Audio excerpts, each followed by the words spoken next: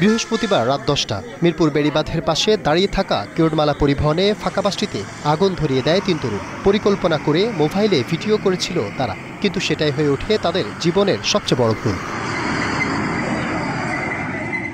আগুন লাগতে দেখেই আশপাশের লোকজন তাদের ধাওয়া করে। এক তরুণকে হাতে নাতে ধরে ফেললেও আরেকজন প্রাণ ভয়ে ঝাঁপ দেয় পাশের তুরাগ নদীতে। সাঁতার না জানায় পানিতে তলিয়ে যায় সে। ঘটনাস্থল থেকে পালিয়ে যায় তৃতীয় তরুণ।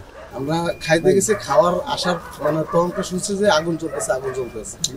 যখন আমি আমার গাড়ির কাছে এসেছি তখন দেখি যে আমার গাড়ি পুরো শেষ। গাড়ির যে ক্ষয়ক্ষতি হয়েছে, গাড়ি নাই তো কিছু দেখতে গাড়ি ইঞ্জিন সহ পুড়ে গেছে। নদীতে ডুবে যাওয়া তরুণকে মুমূর্ষু অবস্থায় উদ্ধার করে হাসপাতালে নেওয়া হলে চিকিৎসক তাকে মৃত ঘোষণা করেন। নিহত তরুণ আব্দুল্লাহ সাইফ রাজধানীর একটি কলেজের দ্বাদশ শ্রেণীর শিক্ষার্থী। ওরা ওইখানে ওদেরকে ধরার জন্য চেষ্টা করতেছে, তখন ছেলেটা ছুটে আসে পানিতে, যে তখন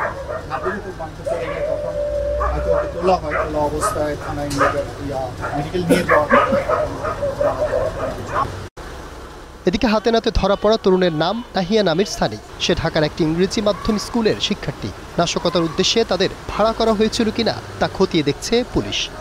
তারা আগুন দিছে এবং জনগণ তাদেরকে অন দা স্পটে তাদেরকে গ্রেফতার করছে, জনগণ আটক করছে, পুলিশ কিন্তু আটক করেনি। সে ছাত্র মানুষ, সে ক্লাস 10-এ পড়ে, একটা 10-এ পড়া ছাত্র, সেটা 10টার সময় বেড়িবাঁধে থাকবে, এটা তো প্রশ্নটা অস্বাভাবিক না। আমরা তদন্তে সেটা ক্লিয়ার হব। ঘটনার পর কিরণমালা পরিবহনের মালিক বাদী হয়ে থানায় মামলা করেছেন। পুলিশের তথ্য অনুযায়ী গত 10 দিনে রাজধানী ও আশেপাশে 20টি যানবাহনে আগুন দেওয়ার ঘটনা ঘটেছে। শাহাদাত হোসাইন, স্টার নিউজ, ঢাকা।